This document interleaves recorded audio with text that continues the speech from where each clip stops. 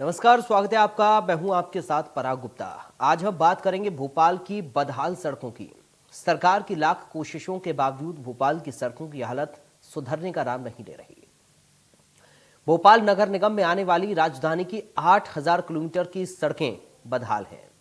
2,000 kilometre से ज्यादा की सड़कों पर जगह जगह गड्ढे दिखाई देते हैं। भोपाल की इन टूटी फूटी सड़कों को लेकर मुख्यमंत्री शिवराज सिंह चौहान बार बार समीक्षा बैठक लेकर अधिकारियों को सड़क की मरम्मत और दुरुस्त करने के निर्देश दे चुके हैं, लेकिन नगर निगम के लापरवाह अधिकारी और नगरीय प्रशासन विभाग इस ओर ध्यान नहीं दे रहा। हालात ये हो गए हैं कि नगर निगम जिन ठेकेदारों को सड़कों के पैचवर्क का ठेका देता है, वो ठेकेदार भी खराब क्वालिटी का काम करके रफू चक्कर हो जाते हैं। नतीजा ये है कि 3-4 महीने में ही सड़क फिर से गड्ढों में तब्दील हो जाती है। भोपाल वासियों की इन्हीं तमाम शिकायतों के बाद मुख्यमंत्री शिवराज सिंह चौहान सड़कों का जायजा लेने खुद ही सड़कों पर उतर गए। मंगलवार की रात मुख्यमंत्री खुद भोपाल के अलग अलग इलाकों में सड़कों पर गए और खराब सड़कों का उन्होंने जायजा लिया। बुधवार सुबह ही सीएम ने नगर निगम के अधिकारियों को तलब कर जमकर फटकार लगाई। सीएम ने नगर निगम और नगरीय प्रशासन विभाग को जल्द से जल्द भोपाल की सभी सड़कें, लाइट और सीवेज व्यवस्था दुरुस्त करने के निर्देश दिए। अब ऐसे में सवाल ही उठता है कि भोपाल की खूबसूरती पर धब्बा लगा रही राजधानी की इन बदहाल सड़कों के लिए कौन जिम्मेदार है, और सीएम के निर्देशों के बाद भी आखिर लापरवाह क्यों ये लोग बने हुए हैं। आज इसी मुद्दे पर करेंगे चर्चा, लेकिन उससे पहले इस पूरे मामले पर बीजेपी और कांग्रेस का रिएक्शन क्या है, ये भी आप सुन लीजिए। मध्य प्रदेश में भारतीय जनता पार्टी सरकार में सड़कों के हाल बदहाल हैं, बेहाल हैं। प्रतिदिन दुर्घटनाओं से लोगों की मौतें हो रही हैं।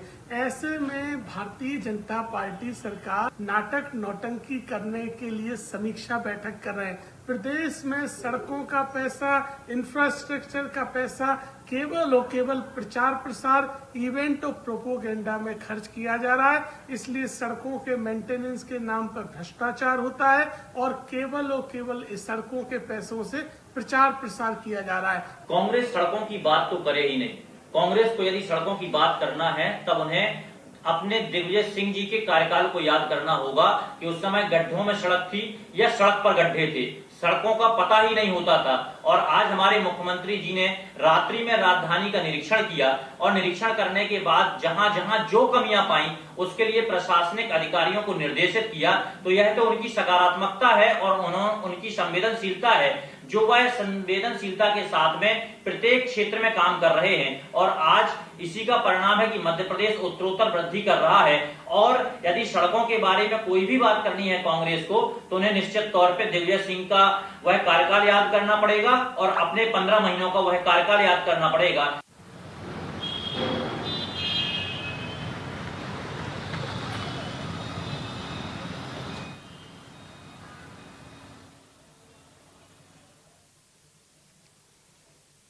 तो बदहाल सड़कों को देखकर सीएम नाराज हुए हैं।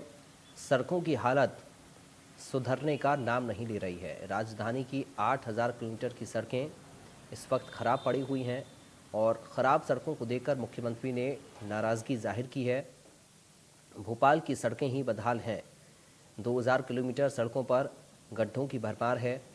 सड़कों की हालत सुधरने का नाम नहीं ले रही है। जिन ठेकेदारों को पैचवर्क का काम दिया भी जाता है, वो घटिया क्वालिटी का मटेरियल इस्तेमाल करते हैं और उसके बाद गायब हो जाते हैं और फिर से जनता को इन खराब सड़कों से गुजरना पड़ता है। उधर कांग्रेस पार्टी भी आरोप लगा रही है कि इन खराब सड़कों की वजह से ही आए दिन हादसे हो रहे हैं, लोगों की जानें जा रही हैं। आज इसी पर हम चर्चा करेंगे कि आखिर इस तरह की लापरवाही इन अधिकारियों की ओर से क्यों की जा रही है। सीएम की समीक्षा के बाद भी अधिकारी लापरवाह क्यों बने हुए हैं। मुख्यमंत्री शिवराज सिंह चौहान की नाराजगी क्या बेअसर साबित होती हुई नजर आ रही है। तो 8,000 किलोमीटर की सड़कें खराब हैं, 2,000 किलोमीटर की सड़कों पर गड्ढों की भरमार है। कुछ तस्वीरें हम आपको दिखा रहे हैं, आप देखिए कि कैसे की सड़कें खराब हैं, जो कि हादसों को न्योता दे रही हैं। मुख्यमंत्री समय समय पर समीक्षा करते हैं, लेकिन उसके बावजूद भी कोई फर्क इन अधिकारियों पर नहीं पड़ता।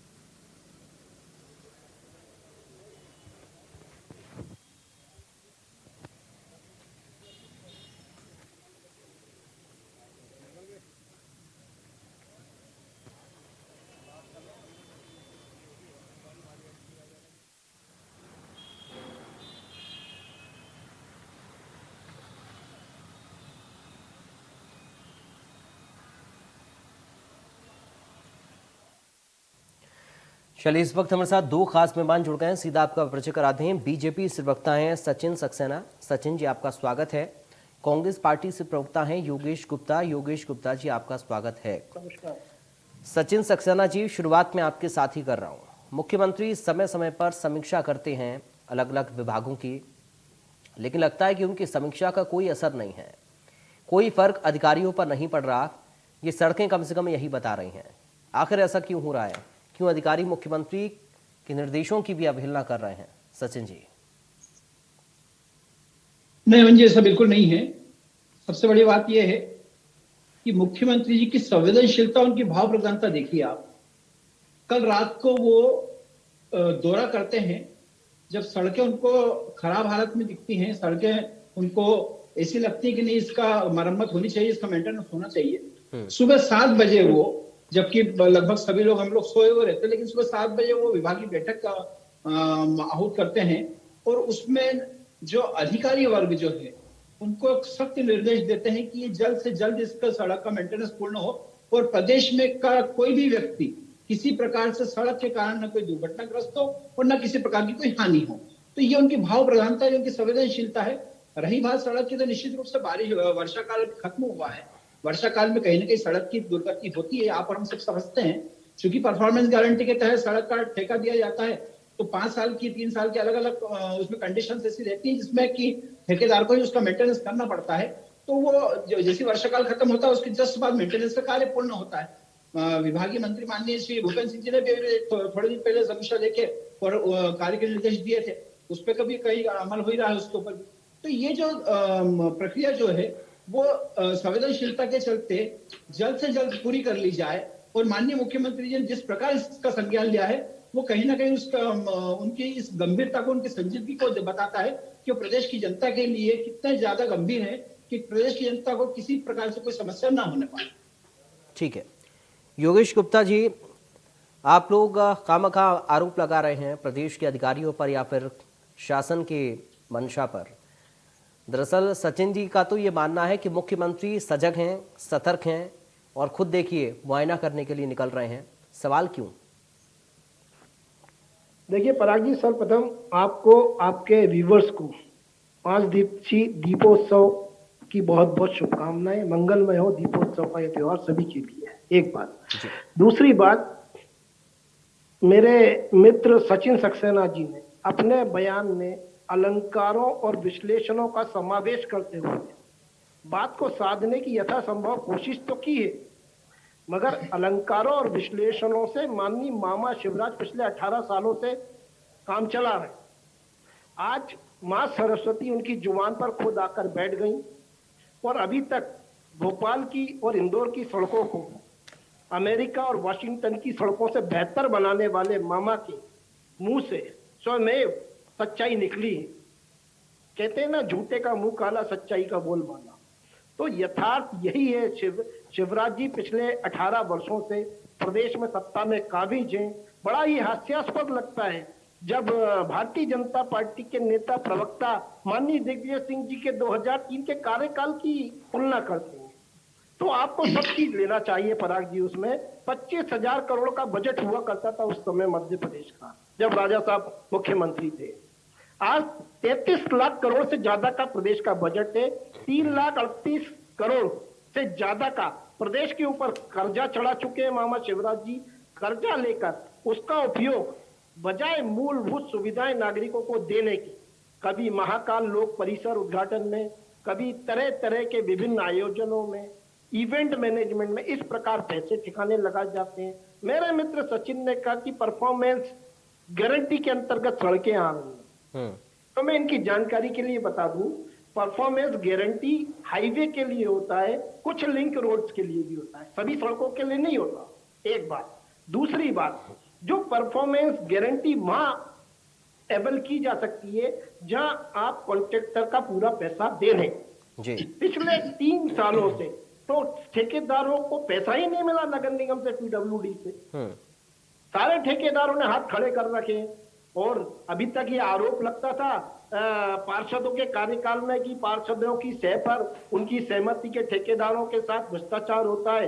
तो 2 साल से तो पार्षद ही नहीं है, अभी अभी विचारों का चयन हुआ है। तो इसका मतलब निगम प्रशासन और उनके जो सहायक यंत्री, उपयंत्री और कार्यपालन यंत्री सीधे तौर पर इसमें भ्रष्टाचार में संलिप्त है। इनके ऊपर कार्रवाई होना चाहिए, लेकिन ऐसा नहीं होगा पराग जी, क्योंकि भ्रष्टाचार की जननी और जनक जहां से शुरू होते हैं ना, वो सब जानते हैं, सर्वत्र विदित है कि भ्रष्टाचार को जन्म देने वाले कर्ता धर्ता धृतराष्ट्र की भांति आंख मूंद कर प्रदेश के शासन पर, सत्ता पर काबिज है और खुली मूल स्वीकृति है इन भ्रष्टाचारियों। यही कारण है आज नल जल पेयजल योजना अधूरी है, आज बिजली के लिए क्राइसिस है। 2000 से ज्यादा गांवों में बिजली नहीं है। मामा शिवराज के बुधनी क्षेत्र में सिंचाई का रकबा सूखा पड़ा रहता है, जब आवश्यकता अनुसार बिजली का जरूरत होती है तो दे नहीं पाते हैं, उससे उत्पादन प्रभावित होता है। तो ये तमाम वो कारण है पराग जी जो मामा शिवराज के शासन में समय समय पर उभर कर आए, और माननीय कमलनाथ जी ने इसकी ओर इंगित भी किया इनको कई बार। ठीक है। अगर कहते हैं कि कांग्रेस राजनीति करती, अरे साहब हमको अगर जनादेश सत्ता में आने का देश की जनता ने दिया था, आपने विपक्ष में बिठा दिया, तो हम जनहित की बातें तो विपक्ष के नाते अपना धर्म निभाएंगे ना। ठीक है, तो उनको तो उठाएंगे, उसमें कांग्रेस राजनीति कर रही है, ये क्या बात हुई? ठीक है सचिन जी, समीक्षा का मतलब सर यही होता है ना, 2 चीजें बहुत मुख्य हैं इसमें। एक तो काम कैसा चल रहा है इसकी जानकारी मुख्यमंत्री को दी जाती है, अगर काम में कुछ कमी है तो उसका निर्देश देते हैं मुख्यमंत्री, उसको ठीक किया जाए। तो डर एक अधिकारियों में पैदा होता है कि मुख्यमंत्री जब सड़कों की समीक्षा कई बार कर चुके हैं तो सड़कों को दुरुस्त रखा जाए, लेकिन ये डर कहाँ है आखिर? क्यों जरा सी भी अपनी जिम्मेदारी अधिकारी लोग नहीं समझ रहे हैं? आखिर ऐसा हो क्यों रहा है? इसकी कोई बड़ी वजह तो होगी सर, क्या इसको तलाशने की कभी कोशिश की आपने? देखिए, डर का जो बात आपने कही है, तो डरा के कार्य करने की जो प्रकृति है वो कहीं ना कहीं कांग्रेस की, भारतीय जनता पार्टी की कभी नहीं रही। दूसरी बात, अधिकारियों से काम लेना, सामंजस्य से काम लेना, ये एक सुशासन वाली सरकार की एक नीति होती है जिसके तहत वो कार्य करवाती है। तीसरी बात यह है कि माननीय मुख्यमंत्री जी ने स्वतः संज्ञान इसको लेते हुए, और अभी ये मुद्दा कांग्रेस ने तो नहीं उठाया था कि सड़क ऐसी है सड़क ऐसी, माननीय मुख्यमंत्री जी ने स्वतः संज्ञान इसका लिया। उन्हें कहीं अगर लगा कि नहीं इसमें कुछ गड़बड़ियां है तो उन्होंने सुबह बैठक लेके और उस पर कार्रवाई के आदेश पारित किए। निश्चित रूप से उस पर काम भी चालू हो गया है, कई अधिकारियों को नोटिस भी उसके लिए मिल गए हैं। तो जो डर का व्याप्त करके और अधिकारियों से काम करवाना या डर का बहाना लेके अधिकारियों को दबाना और अपने स्वार्थ सिद्ध करना, ये कांग्रेस की कहीं सर प्यार से भी तो काम नहीं कर रहे हैं ना अधिकारी। सचिन जी प्यार से भी काम कहाँ कर रहे हैं? मैंने आपसे बहुत स्पष्ट कहा है कि वर्षा काल अभी जस्ट खत्म हुआ है। अगर ये स्थिति होती, चलिए मैं आपकी बात बीच पे काट रहा हूँ, मतलब घटिया मटेरियल का इस्तेमाल किया जा रहा है कि बारिश में सड़कें उखड़ जा रही है। देखिए मेरी बात सुनिए, वर्षा काल जब भी होता है ना, तो निश्चित रूप से कोई सी भी सड़क बननी हो, कहीं भी हो, वो कहीं ना कहीं थोड़ी सी डैमेज होती है, इसमें कोई दो राय नहीं होता है। बाहरी सड़क की अगर मैं बात करता हूं तो आप बाहरी सड़क आज देखिए कि क्या स्थिति। पहले एक समय होता था कि मध्य प्रदेश हम राजस्थान में प्रवेश करते थे, जब 2003 के पहले की बात मैंने उल्लेख नहीं करा, लेकिन माननीय गुप्ता जी ने मुझे याद दिलाया, उल्लेख करने में आ रहा है कि 2003 के पहले की परिस्थिति ये थी कि हम मध्य प्रदेश से राजस्थान में अगर कहीं प्रवेश करते थे तो राजस्थान की सड़क इतनी स्मूथ थी कि हमें पता चलता था कि राजस्थान आया। आज उल्टा हो रहा है कि राजस्थान से महाराष्ट्र से मध्य प्रदेश में प्रवेश करते हैं तो निश्चित रूप से ठीक यहाँ की है। सड़क इतनी स्मूथ है कि प्रदेश में पता चलता है कि हाँ ये मध्य प्रदेश की सड़क है। ठीक है, तो योगेश जो जी। परिवर्तन मध्य प्रदेश में आए हैं उसको स्वीकार कांग्रेस को करना पड़ेगा। ठीक है, ठीक थोड़ा है। सा तकलीफ होगी स्वीकार करने में, उनको करना पड़ा। दूसरी बात इन्होंने कही कि जल की आपूर्ति नहीं हो पा रही। मैं इनको एक छोटा सा आंकड़े से इनको अवगत करवाना चाहता हूँ कि विगत 5 वर्षों में 14 लाख से अधिक जल के कनेक्शन घरों में प्रदान किए गए हैं। बुरहानपुर एक ऐसी नगर पालिका बनी है जिसमें 100% घरों में जल के कनेक्शन हुए हैं नल जल योजना के तहत। ठीक है तो सर। आप किस उसमें है? कुल मिलाकर सरकार ने कार्य कर रही है और उसके परितोष के रूप में कहीं ना कहीं जनता सरकार के साथ खड़ी नजर आ रही है। ठीक है, योगेश जी जवाब देना चाह रहे हैं कुछ। देखिए पराग जी, सबसे पहले सचिन जी की जुबान उनके दिमाग का साथ नहीं दे रही। डर के ऊपर उन्होंने जो भाषण दिया है, तो फिर अगर डर के काम कराना कांग्रेस की परिणति है तो ये शिवराज जी के डायलॉग, गाड़ दूंगा, निपटा दूंगा, लटका दूंगा 10 फुट जमीन के अंदर, सल्टा दूंगा मामा फार्म में, ये किसकी भाषा है? ये माननीय कमलनाथ जी की तो नहीं है। तो देखिए, झूठ उतना बोलिए जितना हजम किया जा सके, एक बात। दूसरी बात, मैं 4 दिन पुरानी बात कह रहा हूं। ग्वालियर चंबल संभाग के करीब 8 मुरैना जिले के 8 पार्षदों ने माननीय जिलाध्यक्ष महोदय को एक प्रपत्र सौंपा है जिसकी प्रतिलिपि माननीय कमलनाथ जी के ऑफिस तक गई है, मीडिया ग्रुप में भी गई है, जिसमें सचिन जी भी, मैंने खुद ने डाली है। उसमें उन्होंने ये आरोप लगाया है कि कांग्रेस शासित जो वार्ड है उन वार्डों में ना तो बिजली प्रोवाइड की जा रही है, स्ट्रीट लाइट की बात कर रहा हूं, और ना ही पेयजल योजनाओं पर ध्यान दिया जा रहा है। इन्होंने नल जल योजना की बात करी। नगर निगम इलेक्शन के जस्ट पहले, लगभग 1 हफ्ते 10 दिन पहले, एक प्रमुख समाचार पत्र ने इनकी नल जल पेयजल योजना की पोल खोली। 40% काम हुआ है, उसमें 20% जगह नल लगे ही नहीं है, उनका भुगतान कर दिया गया है। तो इस प्रकार की भ्रष्टाचार से परिपूर्ण योजनाएं शिवराज जी धरातल पर उतारते हैं और उसमें भ्रष्टाचार में संलिप्त होने वाले जो लोग हैं, यकीन मानिए उसमें भारतीय जनता पार्टी के पदाधिकारी, उनके नेतागण और उनके द्वारा पोषित तथा कथित ठेकेदार होते हैं। का कारण है कि आज हमारा प्रदेशवासी मूलभूत सुविधाओं से वंचित है। इन्होंने वर्षा काल का उल्लेख किया। योगेश जी, वर्षा काल के पहले भी, हाँ, वर्षा काल के पहले भी NH 12 पे क्या हालात थे? होशंगाबाद मंडीदीप बुधनी रोड पर, इवन मामा का क्षेत्र आता है बुधनी, इछावर बुधनी, आप देखिए ना कहाँ नहीं थे गड्ढे। आप लेकिन योगेश जी देखिए सवाल वही है कि आप एक तरफ कह रहे हैं, योगेश आप एक तरफ कह रहे हैं कि जनता मूलभूत सुविधाओं से वंचित है, तो कांग्रेस पार्टी के कार्यकर्ता क्या कर रहे हैं सर? कौन सी गहरी नींद में सोए हुए हैं जो कि उनको ये अव्यवस्थाएं नजर नहीं आती हैं? मुख्यमंत्री जब जायजा लेने के लिए निकले तो आप लोग भी सक्रिय हो गए। इससे पहले किस कांग्रेस के नेता ने इस मुद्दे को उठाया? माननीय कमलनाथ जी ने विधानसभा में कई बार बोला, सर उठा रहे हैं, लेकिन ये जो पूरा डेटा हम लोग दिखा रहे हैं कि 8000 किलोमीटर की सड़कें खराब हैं, 2000 किलोमीटर की सड़कों पर गड्ढे पड़े हैं, ये सारी चीजें आप लोगों को उठानी चाहिए। सड़कों पर उतरकर उन्हीं गड्ढों पर बैठकर प्रदर्शन करिए ना सर। पराग जी जवाब दीजिए, आप जवाब दीजिए। देखिए, कांग्रेस पार्टी ने जनहित से जुड़े मुद्दों को पुरजोर तरीके से उठाकर मामा शिवराज के पिछले 15 साल के कार्यकाल की पोल खोली थी। तत्पश्चात मध्य प्रदेश की जनता जागृत हुई थी और प्रदेश का जनादेश कांग्रेस को मिला था, इनको जनादेश नहीं मिला था। ये जो बार बार कहते हैं ना जनता हमें चुन रही है, जनता ने कांग्रेस को चुना था। आपने यही 15 साल के भ्रष्टाचार से अर्जित धन बल बाहुबल के माध्यम से पीछे के रास्ते से आपने कुर्सी हथियाई है और सत्ता परिवर्तन किया है। अब हम विपक्ष के नाते अपने धर्म को निभा रहे हैं और पूरा विश्वास है कि मध्य प्रदेश की जनता कांग्रेस द्वारा जनित के मुद्दे जो उठाए जा रहे हैं उनको देख भी रही है, समझ भी रही है और निश्चित रूप से 2023 में पुनः जनादेश कांग्रेस को मिलेगा। ठीक है, सचिन जी जवाब देना चाह रहे हैं आपकी बात का। जी पराग जी, इनकी 2-3 बातों का मैं जवाब देना चाहूंगा। सबसे पहले बार बार ये कहते हैं कि इनकी सरकार गिरा दी गई, लेकिन वास्तव में वो अपने दम्भ के वजन से वो सरकार गिरी है। वो अभी तक स्वीकार नहीं कर पा रहे हैं, अंतर्मन से स्वीकार कर लिया होगा लेकिन वास्तव में स्वीकार नहीं कर पा रहे सार्वजनिक रूप से। जनादेश भी जो भारतीय जनता पार्टी को मिला था वो 41.82 जो था वो भारतीय जनता पार्टी के पक्ष में था, जबकि कांग्रेस का जो जनादेश था 39% के आसपास था, जो वोटिंग शेयर में बात कर रहा हूं जिस हिसाब से। तो निश्चित रूप से मध्य प्रदेश की जनता ने 2018 में भी कहीं ना कहीं भारतीय जनता पार्टी को विश्वास जताया था। इसलिए बार बार इस बात को उल्लेख करना बंद करें कि भारतीय जनता पार्टी को जनादेश मध्य प्रदेश की सरकार ने नहीं किया था।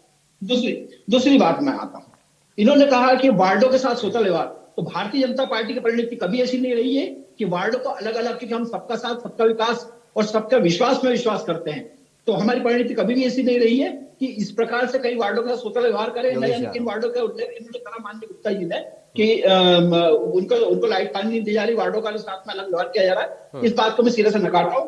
तीसरी बात, जो अधिकारियों के डर की बात इन्होंने कही थी, तो ये माननीय गुप्ता जी आप मुझे बताएंगे कौन कहता है कि यार जिन अधिकारियों के जेब में भारतीय जनता पार्टी के बिल्ले हैं, उन अधिकारियों की सूची तैयार की जा रही है। ये डर व्याप्त करना कांग्रेस का कार्य, भारतीय जनता पार्टी का नहीं। इसलिए मैंने कहा कि हम अधिकारियों से काम लेते हैं तो सामंजस्य के हिसाब से हम काम लेते हैं। इसका मतलब ये नहीं कि मेरी जबान लड़खड़ा रही है।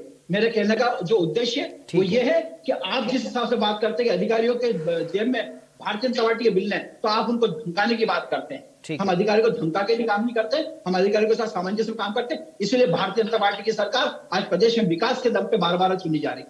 ठीक है योगेश जी, बहुत जल्दी से फाइनल कमेंट आपका। फाइनल कमेंट में पराग जी इतना ही कहना चाहूंगा कि ये जो विश्लेषण अलंकार लगाते हैं ना रिजल्ट पे 2018 की, तो 53 से 114 पहुंचे थे हम। बहुत बड़ा मार्जिन कांग्रेस पार्टी ने तय किया था मध्य प्रदेश की जनता के आशीर्वाद से, और ये लगभग 175 से 109 पर आ गए थे। तो जनता ने तो इनको सत्ता परिवर्तन करके दिखाया था। वोट का परसेंटेज से सरकारें नहीं बनती, सरकारें बनती है सीट से, और झाबुआ सीट जीतने के बाद हम पूरे 116 पूर्ण बहुमत की सरकार को इन्होंने गिराया। 35 करोड़ में विधायक खरीदे गए। आज तक कुछ विधायक मुंह से बोलते हैं साहब पूरे पैसे नहीं मिले हैं। आज तक भारतीय जनता पार्टी में चले गए, भारतीय जनता पार्टी में जो चले गए हैं वो आज भी बोलते हैं। माननीय गोविंद सिंह जी का एक हफ्ते पहले देखिए, अब आप डिबेट की मर्यादा खराब कर रहे हैं। मैंने आपको चुपचाप सुना था। सचिन जी जब आपका समय आए तब आप सुनिएगा, आप डिबेट में बीच में बोलकर डिबेट का समय खराब कर रहे हैं।